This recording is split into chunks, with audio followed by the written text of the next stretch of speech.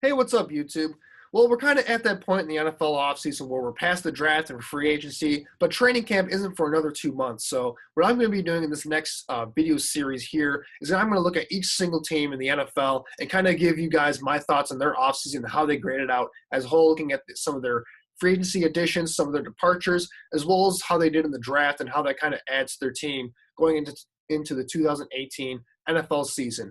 So what I'm going to do for these videos, and I'm going to go by each division, starting today with the AFC East and the New York Jets, and kind of give your thoughts on each single team. So without further ado, kind of segueing to the New York Jets, I thought they had a very nice year in 2017 relative to expectations. And what I mean by that is I really expected the New York Jets to tank last season and really be up there with the Cleveland Browns in terms of the worst teams in the NFL. And they really solidify this viewpoint for me when they traded Sheldon Richardson, a former Pro Bowl defensive lineman, to the Seattle Seahawks for a second-round pick and Jermaine Kearse.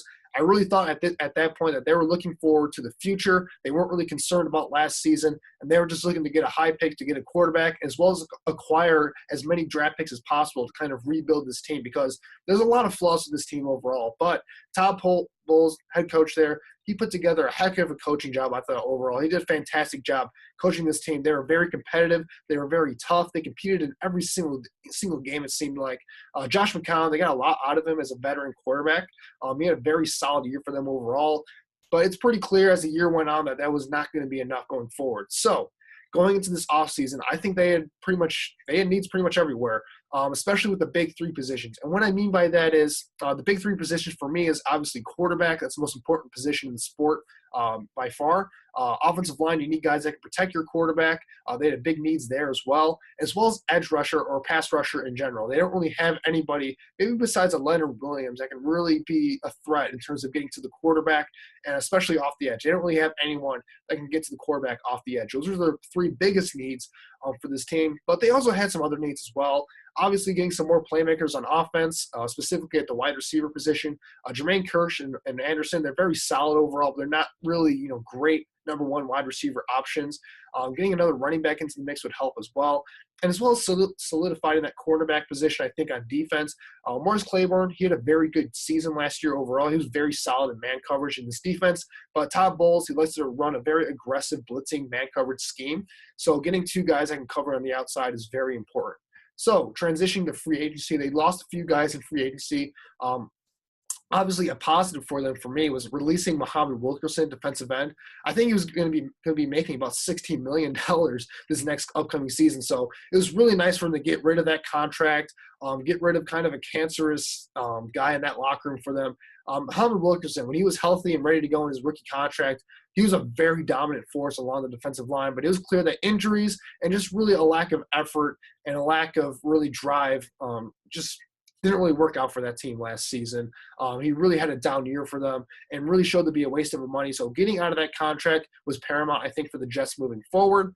And then Matt Forte, running back, he retired. He was very solid for them in their 2 seasons that he was there. Obviously, way past his prime as a player, but he was still a very solid veteran player for them. And then losing a guy like Austin Seferian-Jenkins, who was a very good tight end for them last season. He ended up leaving for the Jacksonville Jaguars. I thought for sure that they were going to be able to re-sign him, but obviously, Seferian-Jenkins wanted to get that extra payday with the Jaguars, so he ended up leaving. In terms of the guys that they re-signed, getting a guy like Morris Claiborne back on a 1-year, $7 million deal to be another good, nice cornerback player for them. Very good signing. He was very good for them last year. I like them bringing him back. Josh McCown, bringing him back on a 1-year, $10 million deal. Very good because, as we saw later on in the draft process, they ended up getting their franchise quarterback. Having a guy like Josh McCown to be a veteran player for them that can start for a year and kind of teach the young guy, very good re-signing for them. Again, he was very good for them last season. If anything, he adds a very nice, solid veteran presence to that quarterback room. He can help Sam Darnold along, but I'll get to that later. As well as bringing a guy like Mike Pennell, nose tackle, back on a 3-year, $12 million deal.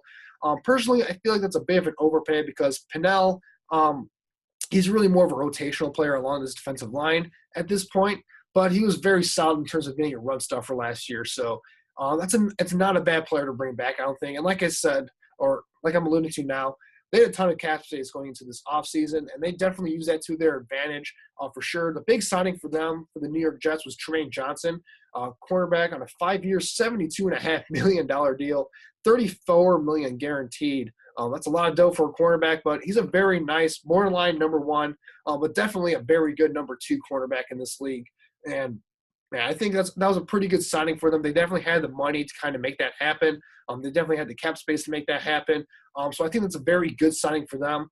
Spencer Long at center, I think that was a very nice signing for the Jets overall because, like I alluded to before, their offensive line was a weak spot for this team overall. So getting an upgrade at the center position to kind of replace Nick Mangold, who was so good for them for such a long time, getting him on a 4-year, $27 million deal, I think it was a very solid signing. He's a very good starter when healthy. He did have some injury problems last season, but when he's healthy, he's a very solid starter. So I think that was a nice signing for them. I really like the signing of Avery Williamson, inside linebacker, on a 3-year, $22 million deal. I think it's a bit of an upgrade over Demario Davis in terms of, Davis, he was very solid last year for the Jets, but he's more of a thumper at the inside linebacker spot, and Williamson brings a lot more speed and coverage ability to that inside linebacker position. He can kind of form a nice duo with Darren Lee, where they can have two athletic linebackers that can go sideline to sideline in that 3-4 defense. So I like that there. In terms of the offensive side of the ball, getting guys like Isaiah Crowell at running back on a 1-year, $4 million deal, Terrell Pryor at a 1-year, $2 million deal in terms of guaranteed money, getting those guys on prove-it deals, 1-year prove-it deals. There's some upside there, so you got to like that there. Again, they didn't really make any big splashes. I thought they would use their cap space a little bit more to get some more splashy free agent signings there. But those are two solid, low-risk, high-reward type of guys there. So I got to respect those moves there. The most interesting signing for me, though, is Teddy Bridgewater, getting him on a 1-year prove-it deal where it can be up to worth $15 million in terms of incentives. That was a very interesting signing for me because they already committed $10 million to Josh McCown to bring him back. They already had Christian Hackenberg on the roster. So that was an interesting one for me, but it does solidify the quarterback depth chart just a bit more. Bridgewater does have some upside as a former starter in this league. And if he can ever be healthy from that knee injury, that might be a nice high upside pick for them going forward. So transitioning to the draft, obviously the Jets made some big noise before the draft even began, trading 3 second-round picks, both in this draft and next year's draft, to move up to number 3. They were at number 6. And with that number 3 overall pick, they got their franchise quarterback of the future in Sam Darnold, quarterback out of USC, which, man, they got to be so happy that he fell to them because I thought for sure that Sam Darnold would be going to Cleveland or that a team would trade up for him at number 2, or that even the Giants might pick him at number 2. But, man, the Jets are lucky for Sam Darnold to fall to them at number 3. He was my number 2 quarterback in this class, but I think he fits the New York Jets very well. I really like that pick. The fact that they were able to get him at number 3 was just a steal for me. It could be a very nice turning point for this franchise as a whole. But when you look at the rest of this draft, I think they did some solid things in this draft as a whole. In the 3rd round, getting a guy like Nathan Shepard, defensive tackle, defensive end. I think he's going to be a defensive end in the 3-4 scheme out of Fort Hays State. That's very good value for a guy that does have a ton of upside as kind of a project at this point. But like I said, he's got a ton of upside along the defensive line. They have some guys on the last years of their contracts, so getting some young depth there, very nice for them in the 3rd round. In the 4th round, getting a guy like Chris Herndon, tight end out of Miami, very athletic, a lot of upside there. They needed to replace Austin Seferian-Jenkins. Chris Herndon has potential to potentially fill that role as kind of that athletic pass catcher at the tight end position. So a lot of athletic upside in that pick. And then in the 6th round, they had 3 different picks in the 6th round. Getting a guy like Perry Nickerson, cornerback out of Tulane, Fularunso Fatukasi, defensive tackle out of Connecticut, Trenton Cannon, running back out of Virginia State.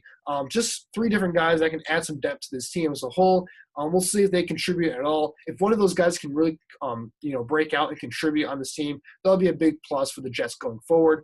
And then I really like what they did in the 7th round because they traded away their 7th-round pick to the Indianapolis Colts to get Henry Anderson, who will play defensive end in this 3-4 scheme for them.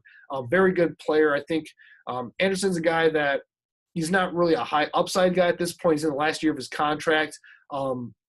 but he does have some good, nice length and athleticism at the defensive line position. He's battled some injuries, so I think he adds some nice ability there for the New York Jets in the 3-4 defense. Some more guys to kind of put in that rotation to bring some pressure off of Leonard Williams. So kind of to recap this thing. Overall, I do like what the Jets did in this offseason, but there are some things in terms of some aspects here and there that I didn't love. But I'm going to start with the positives overall for the New York Jets. The biggest positive for me is they finally addressed the quarterback position in terms of both short-term and long-term. Sam Darnold is clearly the quarterback of the future. They invested a lot to trade up and go get him. They're very lucky that he ended up falling to them, obviously, but he's a guy that has everything in terms of the physical makeup and the mental makeup to be the next franchise guy to kind of replace finally Joe Namath, who they've been waiting so long to get a franchise guy since Joe Namath. And Sam Darnold has everything you want to kind of be that guy. But with signing Josh McCown and Teddy Bridgewater for this upcoming season, there's really no rush to play Sam Darnold, which is what I really like because Darnold needs a lot of time, or not a lot of time, but he needs probably a good solid year or so to kind of develop and kind of work on some fundamental things. And, the turnovers were a big deal for Sam Darnold in his last season in college. So kind of getting some veterans in there that can hold down the fort for a little bit, and Josh McCown and potentially Teddy Bridgewater. Their quarterback situation is a lot better than it was last season, where they were kind of banking on Christian Hackenberg to kind of be their franchise quarterback, and that's not going to work. Hackenberg was a disaster from the very beginning. So getting a guy like Sam Darnold in there, very nice mix of veterans and young guys in that quarterback room now. I really like the signings of Tremaine Johnson, as well as keeping Morris Claiborne now, because now they form a very nice duo potentially at the quarterback position. Like I said before, Todd Bowles requires quarterbacks that can cover in man coverage, and both Tremaine Johnson and Morris Claiborne are very sticky in man coverage and very physical in man coverage. So you got to like that about their secondary now.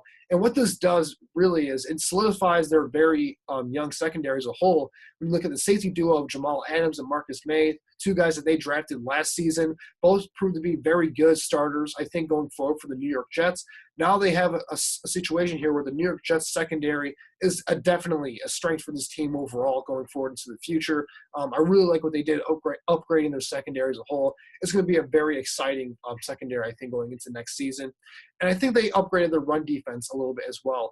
When you look at the additions of Henry Anderson and Shepard up front along the defensive line, it adds a lot of depth and versatility to this defensive line. Leonard Williams now, he was a guy that was kind of having to do it a little bit by himself last season.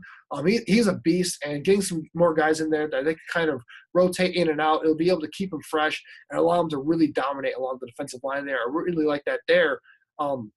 But another way that they kind of upgraded their run defense is Avery Williamson at inside linebacker position. Like I said, I really like that signing as well because he adds more speed to that defense as a whole. He can be a guy that can go sideline to sideline in that defense and just add, just another element to this defense that he just did not have last season. So overall, I think they did a lot of things in terms of improving their defense as a whole and addressing the quarterback position. But in terms of the negatives, obviously the biggest one for me is the edge rusher. It still hasn't been addressed at all.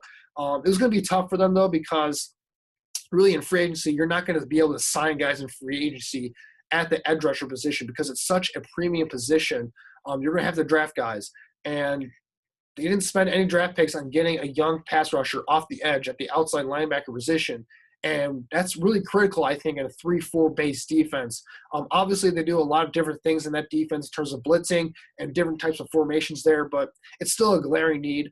And I think having the duo of Jordan Jenkins and Lorenzo Malden going into the season outside linebacker, that's a very suspect starting duo along the edge for the Jets. So I'm very disappointed that they just were not able to kind of address that defense at all. At the very least, drafting a guy in the mid rounds there that they could kind of groom and be a young pass rusher on the come up. They didn't even do that. So that's still a glaring weakness for this defense that really desperately needs more pass rush help, I think, going forward. The offensive line, it's still a weakness as a whole. Like I said, Long, he's a very nice center overall. He's an upgrade over what they had. Nick Mangold was so good for a long time there. Getting another solid center there, it upgrades their offensive line to a degree. But when you look at Long, he's really struggled with injuries over the past year or so. So I feel like they needed to add a little bit more youth and a little bit more depth overall. They didn't address the offensive line at all in terms of the draft. which was a very strong interior line draft class. So they could have added some depth there. They declined to do so. So I just feel like they could have addressed that just a little bit more this offseason. And finally, there's just, when I look at this roster as a whole now, there's not enough elite playmakers on the offensive side of the ball. I feel like losing Safarian Jenkins will hurt this offense to a degree. Obviously, he's not a great player, but he had a very good, nice year for them last season. Obviously fit this offense very well. But they're kind of banging on Quincy Enunwa coming back and Terrell Pryor, adding him to the mix. That's really intriguing as a whole, but they need to prove themselves in this offense, I think, still going forward. I think they'll have a solid running back by committee approach. We look at the fact that they have Powell in that running back group now. There's some good guys there, I think, as a whole, but there's really no one that stands out. And that's the best way to help a young quarterback or to help out, a veteran quarterback that's really not anything special or spectacular, is to have a running back that can kind of take the pressure off of the passing game. They don't really have anybody in that running back room that can really do that at this point.